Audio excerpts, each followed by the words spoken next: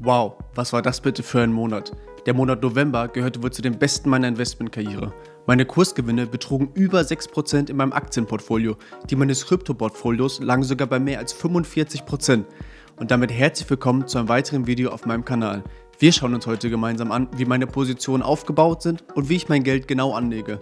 Viel Spaß! Zunächst aber mal ein paar Worte zu meiner Person. Mein Name ist Niklas, ich bin 22 Jahre alt und arbeite nun seit knapp 4 Jahren als Softwareentwickler im Familienbetrieb. Hierbei beschäftige ich mich seit über 2 Jahren mit der Entwicklung für Software für den Markt, Finanzen und Wirtschaft. Seit dem Jahr 2019 beschäftige ich mich aktiv mit dem Finanzmarkt. Nachdem ich einige Bücher gelesen habe und Recherchen im Internet angestellt habe, habe ich mich aber erst im Jahr 2022 im Juli dazu entschlossen, mein Geld anzulegen. Was rückwirkend betrachtet vielleicht ein großer Fehler war. Aber mein Start verlief sowieso ohnehin etwas holprig. Bis zum 2. Januar 2023 hatte ich Kursverluste in Höhe von 2.103,76 € zu verbuchen. Bei einer Portfoliogröße von gerade einmal 7.123,45 €. Das entspricht einem temporären Verlust von 22,8% in der Spitze. Das Ganze lag aber an einem Fehler, für den ich selbst verantwortlich bin. Und zwar musste ich für Knockout- und Faktorzertifikate Gebühren in Höhe von 1.201,83 € bezahlen. Und genau deswegen sollte man auch immer das Kleingedruckte lesen. Deshalb habe ich mich auch dazu entschieden, meine Strategie abzuändern und über die letzten 2 Jahre immer weiter zu verfeinern. Und wie diese genau aussieht, sage ich euch jetzt in folgendem. Meine Anlagestrategie besteht aus 3 Kernbereichen. Der erste Kernbereich sind ETFs. Diese sollen dazu genutzt werden, über einen langen Zeitraum den Zinseszinseffekt auszunutzen und nachhaltig für die Rente Vermögen aufzubauen. Der zweite Teil besteht aus einem passiven Einkommen. Hierbei lege ich mein Geld in Anleihen, Festgeld oder Tagesgeld an.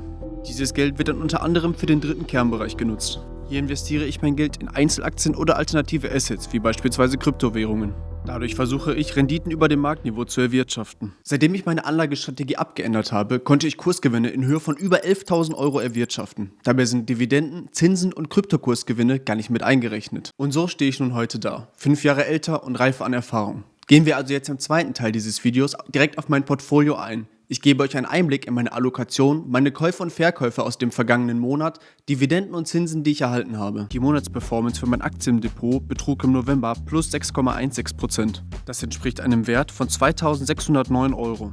Damit beläuft sich das Gesamtvolumen des Aktiendepots auf 44.964,51 € am 1. Dezember 2024. Hinzu kommt eine Cash-Reserve von 10.247,03 €. Das entspricht einer Cash-Quote von 18,56%. Die aktuell unrealisierten Kursgewinne belaufen sich auf 6.523,43 €. Dazu kommen realisierte Kursgewinne in Höhe von 2.606,21 € und Dividenden in Höhe von 537,07 €. Der aktuelle interne Zinsfuß meines Aktiendepots liegt bei 19,53%. Die Year-to-Date-Performance meines Portfolios liegt bei 24,62% inklusive Dividendenausschüttungen. Die Dividenden im Monat November beliefen sich auf 13,41 €. Das ist im Jahresvergleich wie auch schon im Monat Oktober unterdurchschnittlich. Der größte Dividendenzahler im Monat Oktober war CVS Health mit einer Gesamtdividende von 5,5 €. Zusammengerechnet belaufen sich die Gesamtdividenden für das Jahr 2024 bis jetzt auf 417,07 €. Ergänzend dazu kommen noch für den Monat Oktober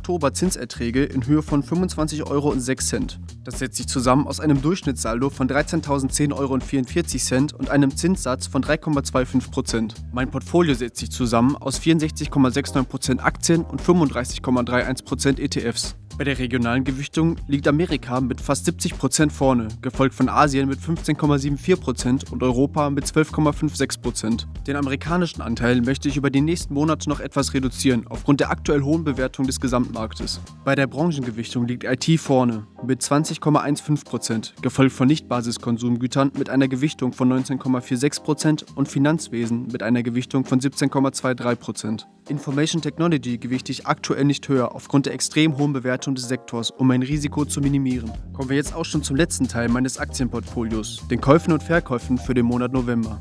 Ich habe diesen Monat wie immer meinen Sparplan über 500 € ausführen lassen. Dabei wird zweimal im Monat im Verhältnis 70-30 in den MSCI World und in den MSCI World Emerging Markets EMI investiert.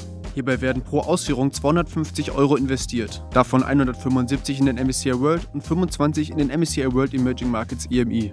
Auch habe ich in diesem Monat folgende Einzelaktien neu aufgenommen oder zugekauft: Kinsey Capital Group, ASML, Baidu, Alibaba, Dollar General, Canadian National Railway, Samsung, Marubeni, Mitsubishi, Sumitomo, Mondelez und AstraZeneca.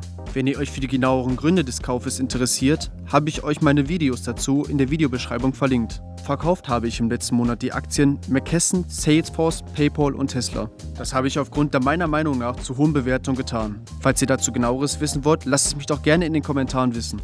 Schauen wir uns jetzt auch meine letzte Assetklasse an, in die ich investiere: Kryptowährungen. Wie am Anfang des Videos bereits erwähnt, lag die Monatsperformance bei etwa 45%. Bei den Kryptowährungen beschränke ich meine Investments auf die 3 großen Coins: Bitcoin, Ethereum und Solana. Auch hier führe ich monatlich einen Sparplan in Höhe von 175 € aus. Davon werden 100 € in Bitcoin, 50 in Ethereum und 25 in Solana investiert. Durch die Kursgewinne aus dem letzten Monat ist meine Kryptoposition auf 5.029,77 € angewachsen. Somit kommen wir auf ein Gesamtvermögen von 60.241,31 €. Und damit war es das auch schon wieder mit diesem Video. Wenn es euch gefallen hat, lasst doch gerne ein Like und ein Abo da und vergesst nicht, die Glocke zu aktivieren. Wenn ihr euch für mehr meiner Videos, zum Beispiel Aktienanalysen, interessiert, schaut doch gerne einmal hier und hier vorbei.